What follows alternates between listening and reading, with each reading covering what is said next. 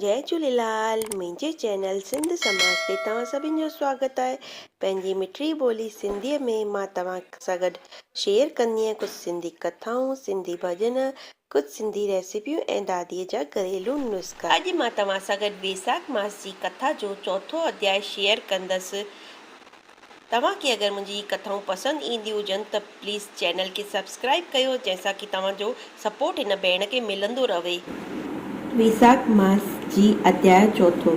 नारद जी चवण लॻा त वैसाख मास में शरीर ते तेल लॻाइण, ॾींहं में सुम्हणु, कासे जे बासणनि में रोटी खाइण ऐं ॿियो वार भोजन खाइण ऐं खट ते सुम्हणु, घर में सनानु करणु, इहे सभु कार्य जेके आहिनि वर्जित आहिनि।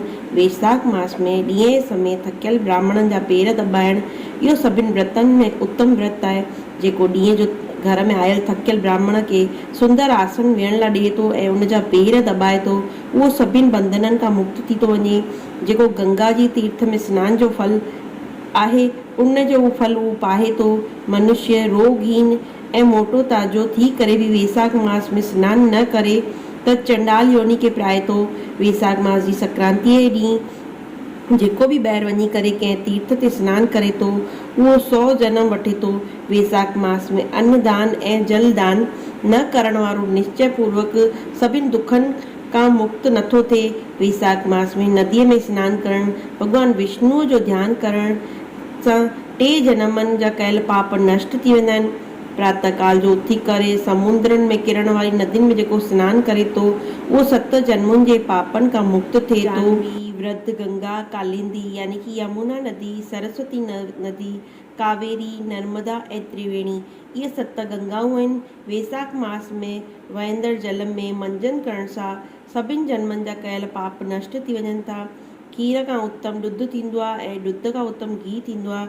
उहो ई सभिनि मासनि में कार्तिक खां वधीक मांग ऐं मांग खां वधीक वैसाख मास उत्तम आहे।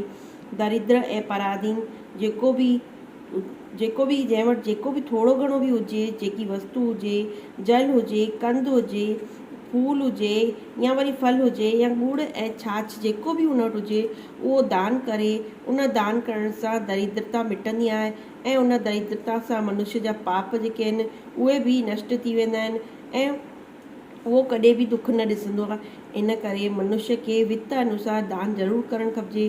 वैसाख मास जो जेको देवता आहे उहो विष्णु आहे। इन कारण हिन मास में कयल जप, दान, यज्ञ ऐं तप अधिक फल ॾियण वारा आहिनि। मां तव्हांखे हिकिड़ो महामंत्र ॿुधाईंदसि, उन सां तव्हां भॻवान जी प्रार्थना कजो त हे भॻवान, मूं वैसाख मास जी संक्रांति में सनानु कयो आहे ऐं उन जी कामना कई आहे, कृपया तव्हां मुंहिंजो हिन कम खे पूर्ण कजो।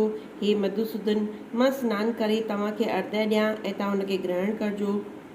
गंगा आदि सभु तीर्थ मुंहिंजे अर्दय खे ग्रहण कनि ऐं मूं ते प्रसन्न थियनि। तव्हां त समदर्शी आहियो, पापिन ते बि कृपया कयो था ऐं मुंहिंजे अर्दय खे ग्रहण कंदव ऐं यथाचित फल ॾींदव। इन प्रकार अर्दय करे, सनानु करे, वस्त्र पाए ऐं पंहिंजो नित्य नियम करे ऐं वैसाख मास में जेके गुल फुल उगंदा आहिनि उन सां भॻवान जी पूॼा करे ऐं वैसाख जी कथा ॿुधे। इन सां करोड़ जन्मनि जा पाप नष्ट थी वेंदा आहिनि। जेको तुलसीअ दल सां भॻवान जो पूॼन कंदो आहे, उहो सार्वभौम राजा थी करे अनेक जन्म में विविध सुख भोॻींदो आहे ऐं सभिनि पापनि खां मुक्त थी वेंदो आहे। हिते असांजी वैसाख मास जी कथा जो चौथो अध्याय पूरो थियो। वरी मिलंदासीं हिकिड़े नए सिंधी अध्याय सां गॾु, सिंधी वैसाख मास जी कथा सां गॾु।